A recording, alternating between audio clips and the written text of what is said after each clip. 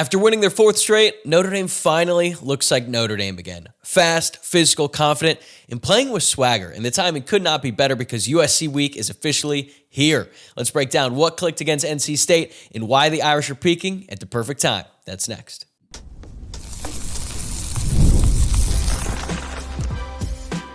You are Locked On Irish, your daily podcast on the Notre Dame Fighting Irish. Part of the Locked On Podcast Network, your team every day. Hey, what's going on? And welcome into Locked On Irish, your daily home for Notre Dame football. I'm your host, Tyler Wojciak. I'm a Notre Dame alum, producer at Fox Sports, and I've been covering the Irish since 2020. It is Tuesday, October 14th, and thanks as always for making this your first watch or listen of the day. Today's episode is brought to you by Game Time. Download the Game Time app, create an account, and use code LOCKEDONCollege for $20 off your first purchase. And if you have not already, make sure you subscribe on YouTube and follow along wherever you get your podcast. That way you don't miss any of our daily coverage of Notre Dame football. And don't forget to submit your questions for the Friday mailbag. I know we have got a loaded mailbag in store for the game against USC. And as always, you could drop your questions in the YouTube comments or hit me up on social media. The X account is at Locked On Irish and the Instagram account is at Locked On Irish Pod. As for today, I'm going to be joined by my good friend Luke Smith for our weekly post-game tradition where we break down the three things we liked and the three things we didn't like from Notre Dame's game on Saturday. Luke was actually not in South Bend this weekend for his usual boots-on-the-ground report, but we still have a ton to get into from the win over NC State. The team is finally finding its identity and positive energy. We're also going to talk about the fact that the defense looks like one of the best units in the country again, and also Eli Raridon is breaking out, and that should make everyone feel excited, but it wasn't perfect. We're going to get into the concerns, including some mounting injuries, poor short yardage offense, some issues on the offensive line, and yes, another painful Peacock exclusive. Let's dive into it. All right, Luke Smith is back with me here, and normally on Tuesdays, we start things off with Luke's boots on the ground report from South Bend, but I regret to inform the audience that hell has frozen over and Luke was not in attendance for the NC State game. So let's just dive right into the game on the field. What's the headline for you after the Irish won their fourth straight? I think the headline is that Notre Dame is back to making average quarterbacks look bad. And I talked about this a few weeks ago, that this is something that under Al Golden they did all the time. And really in the first 2 weeks, regardless of what you think of Carson Beck or Marcel Reed, I think really it was probably more so true in Marcel Reed's case. They just did not do that. And I know that Notre Dame has a huge test on deck this week against Jade Mayaba and a loaded Trojans receiving corps. Honestly, a ground game that's pretty solid too. But the last 3 weeks, they've really gotten back to their roots here. And like I said, like under Al Golden, Notre Dame was constantly forcing quarterback into career days, and not in a good way. What they've done to Taylon Green, Maddox Maxson, and CJ Bailey is exactly that. They've forced 8 interceptions in the last 3 weeks. And I think what's also important is that Notre Dame's defense needed to play that way on a day where the offense really scuffled in short yardage by the end zone. And in a lot of ways, this performance, as well as last week's against Boise, was kind of reminiscent of last year's team, which was carried by its defense when the offense would endure some long scoring droughts. And now, as we can see, Notre Dame really can put up points in a hurry. But there were kind of some threads that I think felt like they were being pulled on that connected them to last year's team. And of course, that approach took them to a national title game. So that to me will get really tested this upcoming week, but that's the biggest thing to me. Just been really good to see the last few weeks. The more we see from this Notre Dame offense, the more I realize it is literally the complete opposite of last year, which was awesome in short yardage situations, but they were not very explosive. And this Notre Dame offense is extremely explosive, but they have a clear weakness when it comes to getting 3rd and 2, 4th and 1, and things like that. But we'll talk about that more in a second. The only counter I would have to what you said is you said Notre Dame is making average quarterbacks look bad.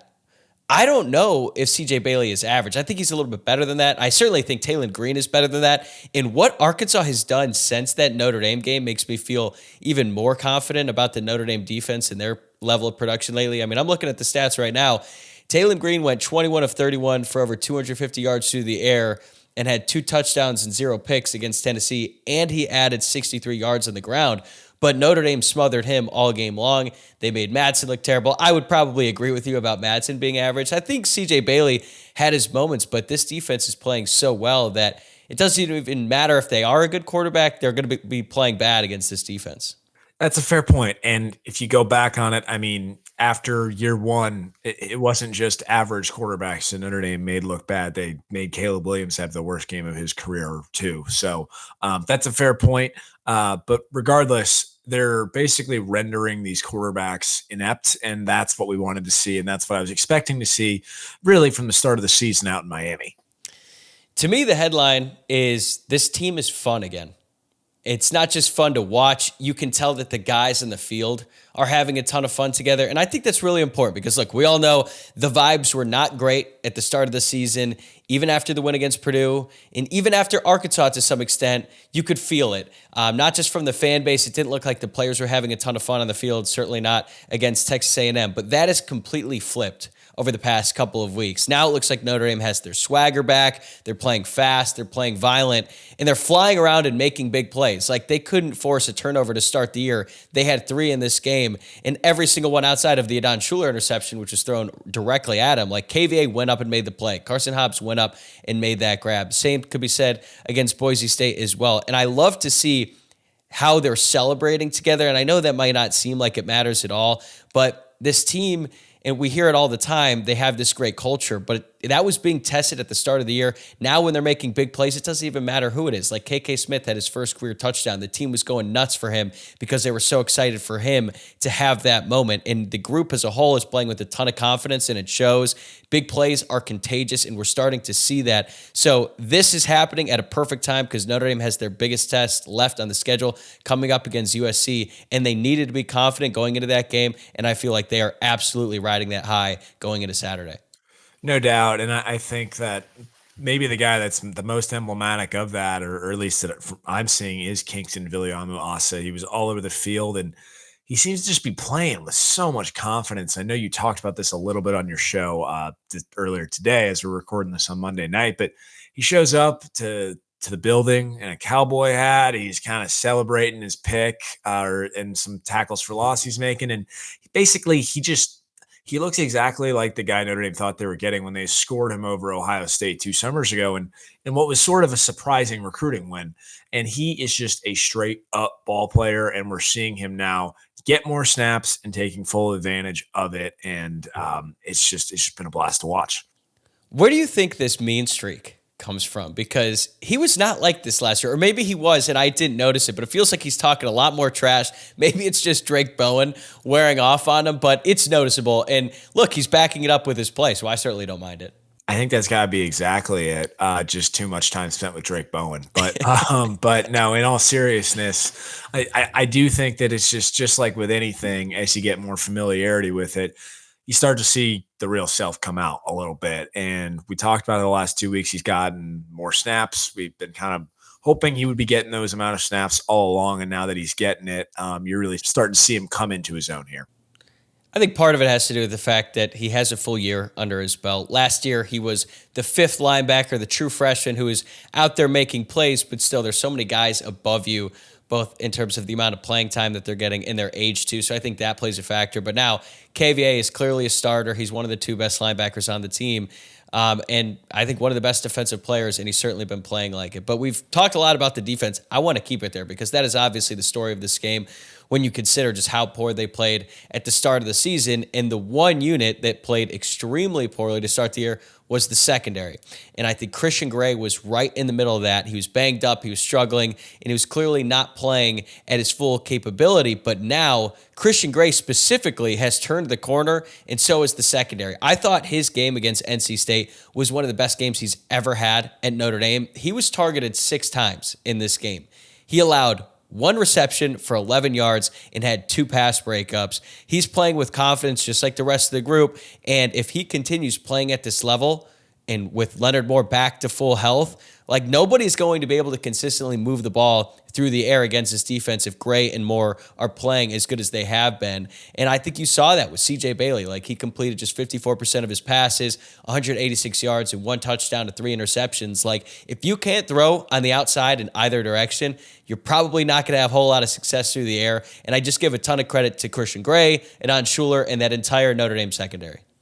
Absolutely. And I touched on this last week when I said this somewhat facetiously, but it's kind of coming true that after the first drive or so after Boise, when just receivers weren't running free and it was hard for the quarterback to do things, that felt like a big step in the right direction. And it felt exactly like that again this week. And I think really people aren't talking enough about the fact that until there were 2 minutes left in this game, NC State did not have a play inside of Notre Dame's 40-yard line. The entire game, they did not have a play inside the red zone because their one touchdown was a 45-yard bomb.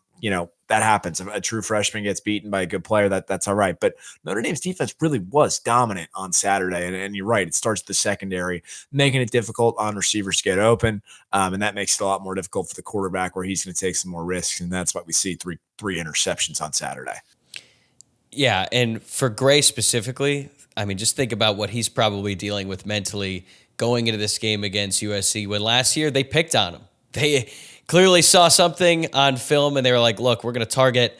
He was 29 at the time. Now he's number 6, but they went at him early and often in that game, and they racked up a ton of yards, but he was able to get some revenge at the end with that interception return for a touchdown. But I'm sure that USC is going to look at this game and they're going to pick out that matchup once again. They're probably going to target him pretty frequently, especially early on. So for Gray to have this performance and go out there and just completely lock down NC State's wide receivers, and they have some talented players on the outside, like I felt like he really needed this going into the game against USC.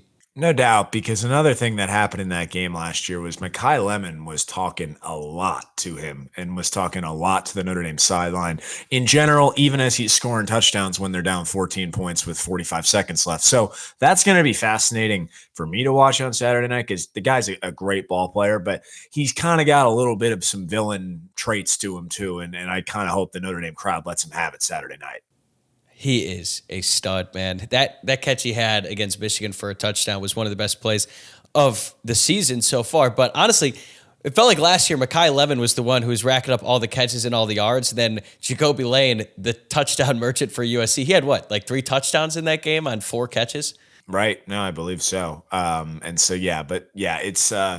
It's going to be an interesting battle on Saturday night, and I do think this was another great step in the right direction for Christian Gray because he's going to need all the confidence he can get going into that game. We're going to be right back with Luke to break down everything we liked on the offensive side of the ball, including one breakout performance that is changing the dynamic of the offense. But before we get to that, I want to tell you about Wayfair. The holidays are going to be here before you know it, which is exciting, but getting your home ready for guests and celebrations can feel like a lot. Maybe your silverware needs a refresh, or the guest room could use new bedding. Wayfair has everything you need to get your home holiday ready. From Christmas trees and wreaths to bedding, cookware, and outdoor inflatables, it's your one-stop shop for every room in the house. Wayfair makes it easy to personalize your home for the holidays with huge selection for every style and budget. And with free and easy delivery, even on the big stuff, you can get everything you need without the hassle of huge delivery fees. I love how easy it was to find pieces that fit my style and budget. Everything was in one place and checkout was a breeze. The delivery is fast and free, which was honestly a lifesaver during a busy time of the year. Now, instead of stressing about getting the house ready, you can actually enjoy the holidays with your friends and family. Get organized, refreshed, and ready for the holidays for way less. Head to wayfair.com right now to shop all things home. That's WAYFAIR.com.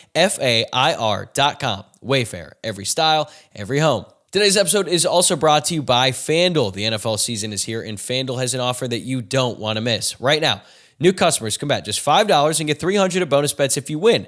That's right. Pick a bet, put down $5, and if it hits, you'll unlock $300 in bonus bets to use across the app. I love how FanDuel gives me so many ways to play. I've built parlays, tried player props, and even followed the live lines during games. It makes watching football even more exciting when you've got a little something riding on the action. Whether you're a casual fan or love diving into the stats, FanDuel makes the game day experience so much better. All right, here's my pick for this week. This is probably going to be an ugly one. I'll admit it. Thursday Night Football. Battle in the AFC North. The Bengals at home taking on the Steelers. I don't expect a lot of points in this one, but you know what? I'm taking the Bengals plus 5.5. I'm all in on the Joe Flacco hype train. Not really sure why the Browns traded him because it doesn't look like they have a great alternative option with Dylan Gabriel. And you know what? I think Joe Flacco is going to have a little bit of a revenge tour before he officially calls it quits. So give me the Bengals plus 5.5 against the Steelers on Thursday Night Football. So what are you waiting for? Visit FanDuel.com to download the FanDuel app today and get started.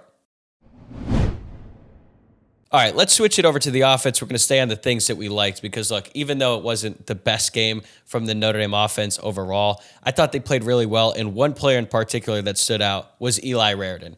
He was our pick to be Notre Dame's breakout player of the year. He was the, the Esmar Bilal, the senior who has a breakthrough season. Why am I drawing a blank on the name of the award that we gave out? Either way, Eli Raridon was both of our choice there. He had a career day against NC State, finished with 7 catches for 105 yards, both career highs, and NC State had no answer for him in coverage. And Dave Doran was pretty candid after the game. He's like, yeah, we did not think he was going to be able to get behind our defenders, but he's 6'7", he's faster than you think, and he had a great game. And I was looking up these stats. At his current pace, he's on track for 48 receptions in 820 receiving yards on the year. And that is including a game against Boise State just last week when he only had 2 catches for 8 yards. Before the season, Mike Denbrock was really singing the praises of Eli Raridon and said he had a chance to be elite, and he's starting to play like it. He really is. And first of all, that Dave Doran thing was wild to see. It's like, buddy, you guys might not have had a very good scout. I mean, he's kind of been doing that to everybody this year. So I don't know what you were thinking. But I think that also just speaks to the evolution of Notre Dame's pass catching room as a whole, because he went for over 100 yards on Saturday. Will Pauling went for over 100 yards. And a couple of years ago, man, they were just struggling to put anybody out there who catch the ball besides Mitchell Evans, basically. And another guy that had a huge game on Saturday was KK Smith, kind of out of nowhere, takes advantage of opportunity with the injuries to Micah Gilbert and Jaden Greathouse, and he goes out there, 3 catches, 51 yards, and a touchdown, really pretty looking touchdown, also had a 31-yard catch in that game. And that's just not something Notre Dame was able to do a few years ago. So to see this evolution and really Eli Raridon kind of personifying that, it's just been fantastic. Yeah, KK Smith got a lot of action in this game while Jaden Greathouse recovers from his injury, and also Micah Gilbert left the game with a hand injury. We'll talk about the injuries coming up here. But you're right, that was a huge game for KK Smith, and I'm not going to lie, it's not really anything that I saw coming, but good for him. Honestly, he's been around for a long time. Good to see he's out there making some plays. And even though he got passed up on the depth chart by some younger guys and some transfers, look, Notre Dame needed some guys to make some plays, and KK Smith did that in this game. But I think it's important that as we talk about Eli Raridon and as we talk about KK Smith and Will Pauling to some extent as well, a big reason why this is all working is because the guy under center, or I should say in shotgun, that is number 13, CJ Carr. Like, he had 2 passes in this game, both to Raridon, where my jaw literally dropped. The first one, when he just layered it perfectly to Eli Raridon, I thought it was going to be picked. Nope, it's a perfectly thrown ball. That clip goes viral on social media after the fact, and I thought that his pass down the field to Eli Raridon was so exceptional. And I just think he's playing at a different level right now, and we have been waiting a long time to see a Notre Dame quarterback like this. And the way that he's been playing, it feels like it's all building up to this crescendo on Saturday against USC prime time. There's going to be a lot of eyeballs, and I think the CJ Carr hype train has been building momentum. But, yeah, man, it might reach a fever pitch on Saturday if he delivers. It really has. And I think, just in the last few days, you've started to see people be like, whoa, okay, I'm buying some CJ Carr stock now. I had not paid enough attention to how he's been playing this year. Now you're seeing it. And Saturday night in prime time really offers an opportunity for a lot of eyeballs against a defense that, might be improved. But it's definitely not one of the best defenses I've ever seen. And lest we forget, there is a lot of bloodlust on the Notre Dame sideline to absolutely pulverize Chad Bowden and Lincoln Riley. And I can't wait to see that. We will get to that. But I just got to ask you, like, CJ Carr, did you expect him to be this good this early? It's an interesting question. If you had asked me this in April, I think I may have said, I think he's going to be incredible, because all I had ever seen him do was play really well in the spring game, hear about these open practices where he looks great.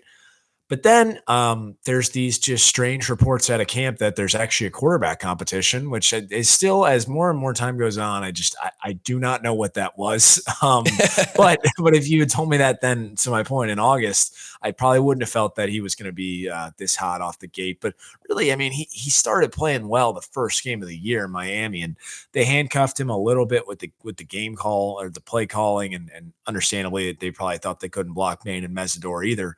But the guy's just been nails since he took the job, and it's been really fun to watch. The arm talent is great. You can see it with the throws that he makes. Not only does he have a lot more arm strength than I probably thought he had, he throws a perfect spiral. It's like the prettiest pass we've seen since Brady Quinn, because it just, when it travels through the air, I think we've talked about this before, like it just looks great coming out of his hand. But the thing that I find so impressive is the way that he is able to stay calm and collected as the play is happening. It looks like he already has so much trust at the line of scrimmage. And even Denbrock was like, yeah, we're giving him more. He wants it all right now. We don't want to do that. But I mean, that touchdown pass to KK Smith, I believe he checked to that at the line, made up for a miss on a post route that he missed in the previous game against Boise State when he was trying to hit Will Pauling, like he delivers to KK Smith. So whenever he makes a mistake, it looks like he figures it out, cleans it up, and makes sure it doesn't happen again. He's going to make more mistakes as he goes on because he's still only a redshirt freshman. But his processing capacity it's like a 3-year starting quarterback, and the guy has only played in 6 college football games. It's amazing to me. It is, and I, like you said, it's only going to get better. But one of the things that Notre Dame needs to get better at, and I think we should probably start to talk about some of the things that weren't so great on Saturday. Short yardage. Notre Dame was putrid in short yardage situations, particularly down by the goal line, and that's going to have to change next week in a game against a more competent opponent. I don't know what it's going to take. I don't really know what the answer is either. What I will say is that I don't necessarily think it's rolling CJ Carr outright and allowing the defense enough time to cover up receivers and potentially pass interfere with receivers too. But that's a conversation for another day. But we need to see some real improvements there because right now, and we've already talked about it a little bit, they're really struggling in these situations. Right. Their first team offense is 3 of 10 on 4th downs this season. A lot of those opportunities have been 4th and short, and they just don't have an answer. Last year is very clear. They're going to run Riley Leonard, and I just don't understand how a team with Jeremiah Love and Jadarian Price, then a tight end like Eli Raridon, can't figure it out. Part of that has to do with the fact that the offensive line has not blocked well enough, but it seems like they're getting too cute, and part of that is play calling. Maybe that's a lack of trust on their interior, but look, I know people don't love the Wildcat. I think it could be modified, as in I don't think CJ Carr should ever be the lead blocker or should even be in the backfield when they run it. But I don't hate the Wildcat if they run it correctly, if they, brought in Kenny Minchie just to freak the defense out, or if they put CJ Carr literally as close to the sideline as humanly possible just to take out a defender, and then it's 10-on-10 with Jeremiah Love getting the ball. Like, I'm actually much more okay with that than anything else Notre Dame has ran. And look, even though it got stopped a couple times against Texas A&M, I would say one of those times is because Jeremiah Love just kicked it outside when he didn't have to, but they needed a huge conversion late in the game. They went with the Wildcat and it worked. So I don't actually want Notre Dame to abandon that entirely. I know that's a bit of a zag, but I think they might have something there. They just need to clean it up a little bit.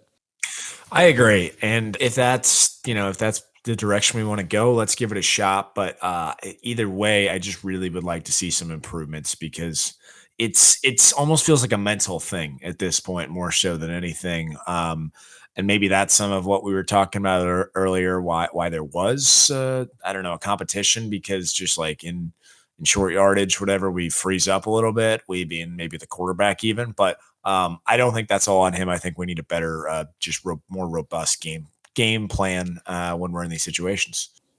Yeah, it's like they have the yips. Who was that pitcher of the Cubs? Oh, it was John Lester. Yeah, who couldn't throw the ball to first base, who could do everything else. Like, that's what the Notre Dame offense is right now. They're capable of doing literally everything except maybe doing the easiest thing, and that's converting on a 3rd and short or 4th and short situation. So there's plenty of things to like about the offense, but until they get that cleaned up, it's going to be a big issue, especially considering how frequently Marcus Freeman likes to go for it on 4th down.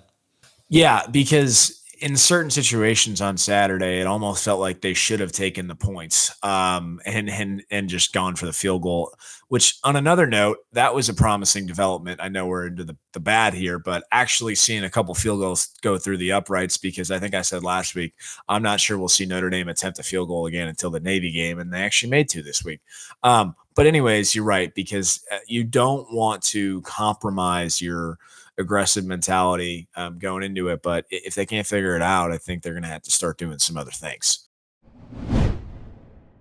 Before Luke and I break down the rest of the things that we didn't like, I want to tell you about Game Time. College football is back, and I could not be more excited. The tailgates, the rivalries, the energy in the stands, there's just nothing like it. But let's be real, actually getting tickets can feel like more of a battle than the game itself. Endless queues, hidden fees, prices jumping at checkout. That's why I use Game Time, the app that gives the advantage back to fans. It is the easiest way to score last-minute tickets at the best prices with no surprise fees. What you see is what you pay. I pulled up Game Time, and in just a couple taps, I saw amazing deals. I'm talking about your favorite college football games as low as $25. The app made it super simple. I could even see the exact view from my seat before buying. I love the zone deals too. Pick the section, Game Time picks the seats, and you save big. If you're still looking for tickets to watch the Irish take on USC this Saturday, I'd highly encourage you to check out Game Time. Take the guesswork out of buying college football tickets with Game Time. Download the Game Time app, create an account, and use code LOCKEDONCollege for $20 off your first purchase. Terms apply. Again, that's promo code LOCKEDONCollege for $20 off. Swipe, tap, ticket, go. Download Game Time today. That actually is a great segue into the second thing that I didn't like, and that is the offensive line. This was not a strong performance from the O-line. And look, some of that had to do with the way that NC State defended them. They consistently brought in an extra defender on the backside to try to take away cutbacks and some of those explosive runs. But even then, Notre Dame just has to be better up front. They still averaged 4.3 yards per carry with 158 rushing yards when you take out sacks. But I think the thing that stood out to me was Love and Price combined for 33 carries in this game. Only 5 of them went for 10 or more yards. And for other teams, maybe they're happy with that. But when you consider the talent that Notre Dame has in that backfield, that's not good enough, especially against an NC State front seven that has not been very effective at stopping the run this season. So overall, I thought that was pretty disappointing. And coming into the season, a lot of people expected Notre Dame's offensive line to be one of, if not the best unit in the entire country. So far, they have only been above average. And yeah, losing Charles Jagasaw and now losing Ashton Craig certainly makes things harder, but the standard is the standard for this group, and they aren't even coming close to living up to it. They're not. And I do think that, while they've played well for the most part, there's just been too many no-shows, whether it be Saturday where they really weren't very good, the Miami game, which was just a pathetic effort, to be honest, and then even in short yardage situations against Texas A&M. And I don't know what the answer is there. I'm also a little bit bothered, quite frankly, just by the fragility of some of our offensive linemen. It's not a good thing that both Charles Jagasaw and Ashton Craig have now missed 2 seasons in a row effectively, or had to have their seasons cut short because they can't stay healthy. And those are 2 of your more talented guys that you think could probably play in the NFL if they do stay healthy. That's been an issue. And I don't know if that's a training staff and conditioning issue or whatever it is, but that just, some things are outside of your control, but that's a little alarming. It's a concerning trend. It's weird because I felt like when Harry Hiestand was the offensive line coach, Notre Dame never had injuries on the offensive line, except Alex Bars got hurt that one year and honestly really negatively impacted the season. But I don't know if it was just a string of great luck that Harry Hiestand had, but that luck has clearly run out because it seems like every single year now, Notre Dame loses at least one offensive lineman to a season-ending injury, usually before the halfway point of the season, and this year they've already lost 2. Yeah, and that's exactly what I was thinking earlier today, because you're right. With Hiestand, it was never an issue, but it's really becoming an issue, and I think we need to start to dig into, and by we, I mean the Notre Dame staff, not me and you, dig into the root cause of some of this stuff. And Ashton Craig's injury is not the only one that Notre Dame is dealing with right now. That actually leads me to the next thing I didn't like. They're starting to mount across the board. And look, it happens this time of year. We're at the halfway mark of the season. Guys are getting banged up. But it's starting to become a real concern because now you lose Ashton Craig for the season. That's a brutal blow considering how well he'd been playing. And he's also the leader of this group. Like last year, it was Pat Coogan giving the pregame speeches. So far this year, it's been Ashton Craig, and now he's going to be out for the season for the second year in a row. Jane Greathouse is still listed as questionable. He was ruled out for the NC State game. I was under the impression that he was just going to miss the Boise State game and probably give it a go against NC State, and then he'd be fully healthy going into USC. At this point, I have no idea. I also have no idea about the health status of Devontae Smith. And boy, do they need their starting nickel going up against Mekhi Lemon. And now you've got Micah Gilbert, who's out for this game dealing with a hand injury, and Marcus Freeman pretty much all but confirmed that Charles Jagasaw is not going to return at any point this season. So the injuries are starting to mount at some pretty critical positions, and now it's a game of attrition. Last year, it felt like Notre Dame just had the worst injury luck imaginable. It's not nearly at that level yet, but it is definitely a bit of a concern. Yeah, I think it's all relative because last year really was a nightmare at times. But those are some critical positions that you mentioned, and there's just a lot of mystery, particularly around what's going on with Jaden Greathouse and Devonta Smith right now. So that that definitely needs to get sorted out. And what also is a bit of a mystery. I'll tell you this: watching a game on GameCast, it is probably the most psychotic thing you can do. But I had no choice at different points during Saturday because I was at a wedding, and Peacock, we'll get into that later. I mean, that's just a terrible product. But as you're kind of like sitting there and you've got GameCast pulled up on your phone and it's taken forever to load to the next play, and you're wondering, are they reviewing something? Is this app crashing? It could be all three things that are going on here, and you're just not seeing any scoring going on as Notre Dame is at like the 5-yard line and it's still 7-7. You're like, what the hell is going on? So I think the only thing that's probably more psychotic than watching a football game on GameCast is a baseball game, because that like actually is maddening. But I've done it a lot, and Saturday was not fun having to do that for the first half. I was just about to say, I actually don't mind doing baseball games on GameCast, maybe because I've had to do it so much more. And there is a little dopamine hit when the ball turns purple and it just says runs, and you're like, oh, like what could this be, or no outs or anything like that. But yeah, watching a football game, I guess you could call it watching on GameCast, is a pretty horrific experience. And the last time that I had to do that really intently, I'll never forget this. It was 2018 Notre Dame USC, last game of the regular season. Notre Dame has to win to go to the college football playoff, and they were struggling mightily in that game. I was trying to get back to Connecticut, where I was living at the time, because it was Thanksgiving, and I had all kinds of flight issues, and I was watching the first half at a Chili's in the Detroit airport, and then I got on the plane, and while I was trying to get the TV to work, I had to go on GameCast, and it is the worst experience ever because, right, it takes forever, and then it'll finally load, and you'll realize you missed like an entire drive. It's a miserable experience, so I'm glad you were able to survive that this weekend. Yeah, and as soon as I was able to actually watch it on TV, the game went a lot better because that was the entire second half. But well, it wasn't TV, as we know. It was Peacock. And shall we talk about that? Yeah, how was your experience on the phone? Because I've heard different things based on how different people consume this game.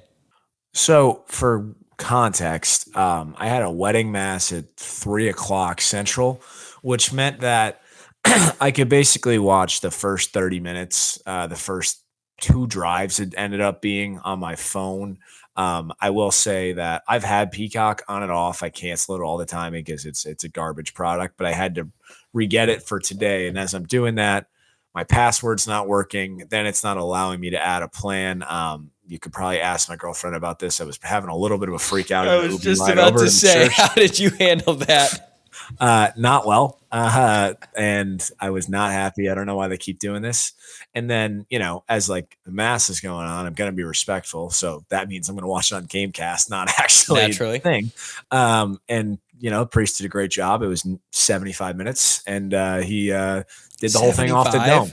Memorized, which I've never seen before. Really impressive, actually, but didn't read like any readings of the gospel, just had it all up here, which was impressive. But thankfully that meant that took up the whole first half. And then for the second half, we were able to go to a bar between the wedding and reception, and that was a lot better. I thought that Peacock on the TVs at this bar was fine. I also the game was kind of out of hand at a certain point, so people weren't texting like mass updates while they were at the game. But definitely in the first half, I know it was delayed. It sounds like for everybody I talked to that it sounded like it was 45 to 60 seconds behind time. And I just don't know why they insist on doing this every year still. I'm still stuck on the 75-minute wedding. That's so long. Yeah. I don't think actually, wait, no, I was going to say I've never been to a wedding that long. That's not true. This summer when I was in France, the wedding was 2 hours, all in French. And boy, let me tell you, it was was a struggle to stay awake in my pew, man. I was fighting everything, but man, I thought that was a French thing. I can't believe you had a 75-minute wedding. Was it like a Catholic mass? Is that the deal there? Oh yeah. I mean, like I don't want to say anything about it because honestly, it wasn't that bad. I just wish the game hadn't been going on during that. The priest did a good job, but yeah, it was all 75 minutes. That's for sure. 75 minutes off the dome. That's pretty impressive. What's not impressive is the Peacock product. You're right. Look, we all kind of understand that Notre Dame doesn't really have a choice anymore. Like the way that NBC has sort of flexed their muscle in these media rights deals, they're making Ohio State play on Peacock. They're making everyone do it. And I guess it's just the price you have to pay. It's the compromise, all of that. But if you're going to stick a game behind a paid streaming service, the service has to work. And that has been a major problem. The broadcast was at least 45 to 60 seconds behind the live action. And that was somewhat acceptable, forgivable, like 10 years ago when we were still getting used to these streaming services, but it's 2025. And if you're going to make fans watch on Peacock, then invest in a product that isn't built like it's 2009. I couldn't look at my phone during the game because if I got a text from anyone who was actually in attendance, they were at least 1 to 2 plays ahead of me. And it was just really frustrating. And I just don't understand how that's still a thing at this point in time. Like I have YouTube TV. That's streaming. That's a little bit behind, but nowhere close to what Peacock was. And I just don't understand how they are still this bad, even though it's now the 5th year that Notre Dame has to do this. It doesn't make any sense.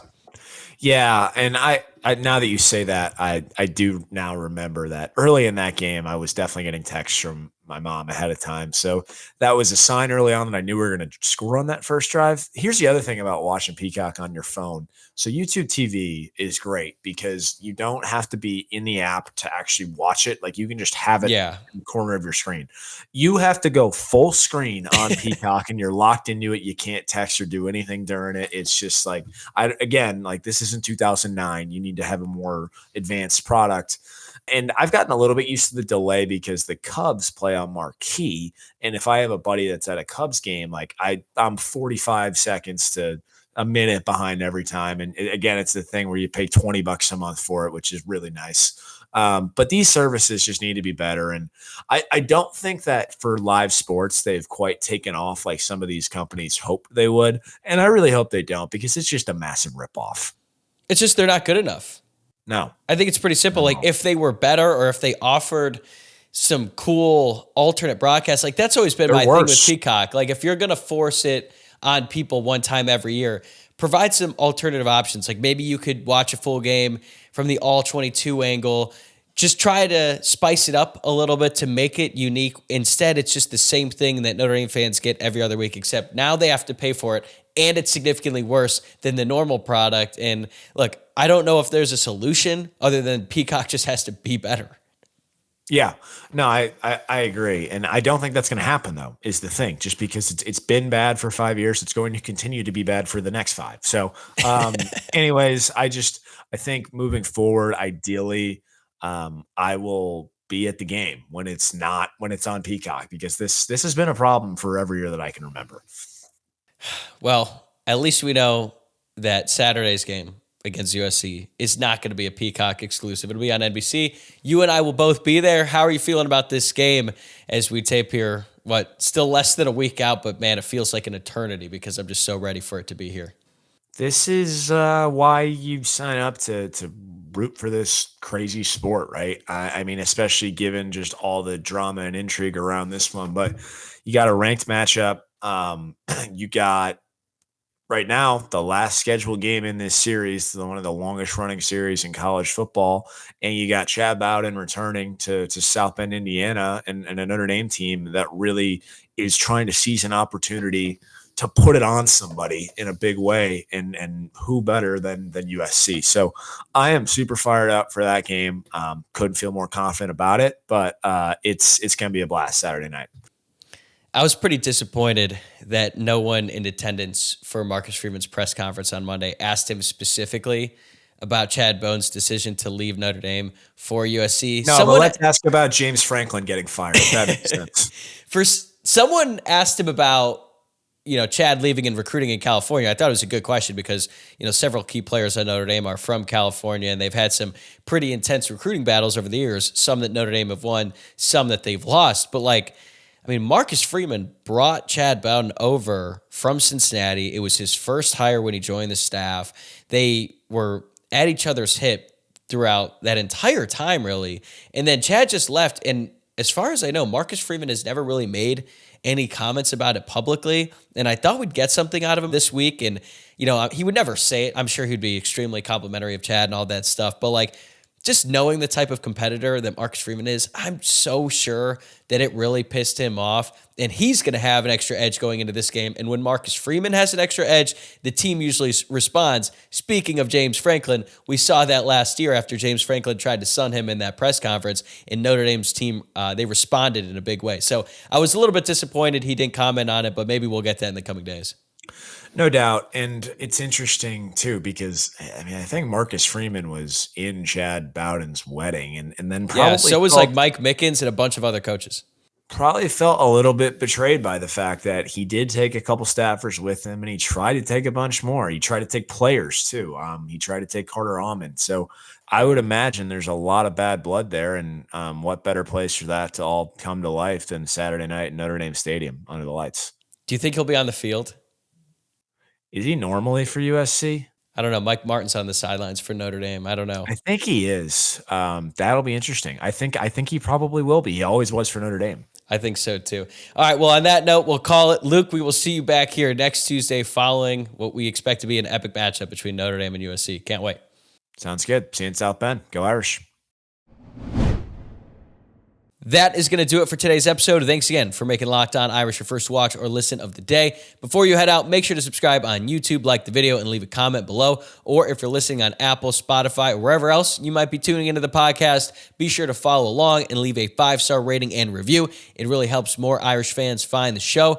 I'm going to be back here tomorrow morning with my full preview of Notre Dame versus USC, including everything you need to know, my scouting report on the Trojans, keys for the Irish, and of course, predictions. And don't forget, we've got another Friday mailbag coming up, so send in your questions, drop them in the YouTube comments, or hit me on X at Locked On Irish or on Instagram at Locked On Irish Pod. Thanks again for tuning in. I'll see you tomorrow.